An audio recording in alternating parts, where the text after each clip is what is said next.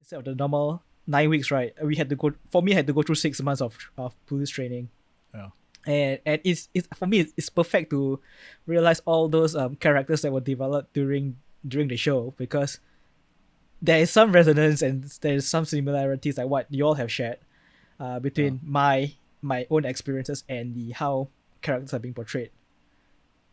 To which So for character me, I think, exactly? like what you said, the flamboyant guy, the Joharis. There's always someone like that in every like what's it called, platoon, or every group cluster. Every group, yes, that's the every word. cluster. That's so COVID. That's so circuit breaker terminology. Yeah. Words escape me. But yeah, like what you say, it is an absolute timeless classic, because even if I were to pass it on to my grandson or whatever, I think it's still very relatable to them, and maybe they'll think that, oh shit, this is what our fathers and uncles grew up watching, and this is how we were shaped lah, I would say. You know, I feel, right, I was thinking about that, and I feel that if we show someone like a teenager now, like that grew up like in this era, and if we show a film like that to them, I think they will point out a lot of things that were quite wrong with it in terms of the stereotypical representation. Because I think we still grew up at in a time where, when we were in primary school and secondary school, a lot of the minority representation on TV was still stereotypical. So it was part of what we were used to, versus the representation now has changed quite a bit. So like, for example, Krishna's character, when he does the whole Bollywood dancing. Oh my god. That is like, I think if you put it on TV nowadays, like, you're gonna have a lot of people commenting on that, man. They'll be like, huh? Is that all the Indian character is?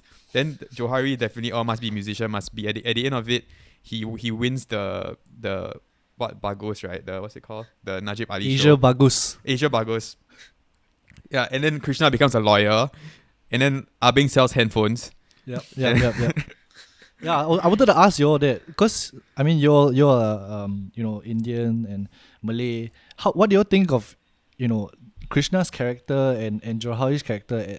Like, for that time it seemed to be okay, but do you think that Singapore, the media industry has progressed even till today? Like, you're saying that these scenes will not be allowed, but in actual fact, you do still see all these like stereotypes, right, in minority characters. Maybe not in the Bollywood scenes, maybe not in the like the opening scene where Johari greets his big ass family. Yeah. Wasn't that super stereotypical? Like you can't have that today, right? But I like how he salamed the kids though. He was just like banging their heads on his belly. And of course he says Jangan tension. Jangan tension, and then he goes onto the bus.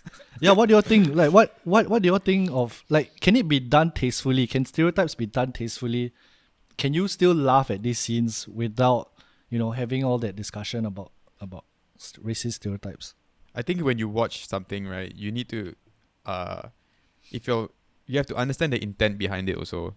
So I don't think if you're outwardly making fun of a stereotype and you're watching it, and then as the audience you know that the filmmaker or the person behind the camera or the writing the scripts or whatever is just doing it to show how ridiculous the stereotype is, then I think there's still a lot of room for that, especially in comedies, because comedies are probably the only genre of content that you can make where you can still use stereotypes nowadays, as long as you are showing that you're making fun of it, because it's all in jest and it's not taken seriously. But if you're doing it in a drama and stuff like that, right, obviously it's a bit, there are differences lah. But I don't know, I think that I'm not entirely sure how much it was making fun of the stereotypes back then. I guess it was, but maybe not as woke as it would be now, I think it might be a bit.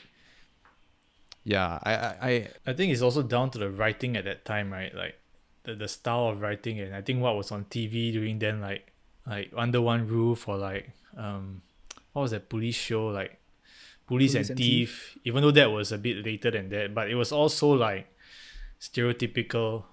And I don't know whether it's also because of the writing, and that's how people like saw how to write comedy in these stereotypical ways. I think that the stereotypical way still continue. I mean, until now, I think it's a format that really sticks amongst a lot of Singaporeans, and you can see on YouTube channels, popular YouTubers, influencers, and like people really resonate with this format, at least in Singapore.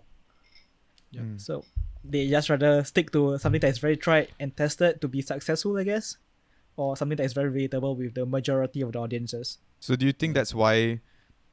I do think that's why filmmakers like Jack Neo and stuff have become like the most successful filmmaker in Singapore, right? Because his films are full of stereotypical characters, but in a way, riding on stereotypes, the downside of that is if you are successful and you keep doing the same things, then you're kind of dumbing down the content for your audience, right? So the audience using stereotypes is a way that people that make it easier for people to relate to certain to the other to people that they may not particularly have a lot of interactions with. So they hear and they see this is like, for example, a Malay guys like this or Indian guys like this, like, oh yeah, I understand that. I know that this is what they do, right?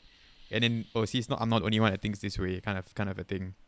So that's probably why these filmmakers have become very famous. But once you reach that level, right, you gotta, I think to me, of course, if it works, you keep doing it. But you have to kind of see the audience as more than just people that feed off stereotypes, right? You know, if you had like a Malay or Indian lead character in a Jack Neo film that subverted all the stereotypes, that wasn't any typical Indian or Malay profession who just, or maybe he wanted to be an engineer or like a doctor or something. I don't know. I mean, something that we wouldn't necessarily put together with that race. I wonder how that would come across to the audience, and would a film like that still be as successful if it didn't rely on these stereotypes? That's something that I've yet to fully see with the more popular filmmakers here.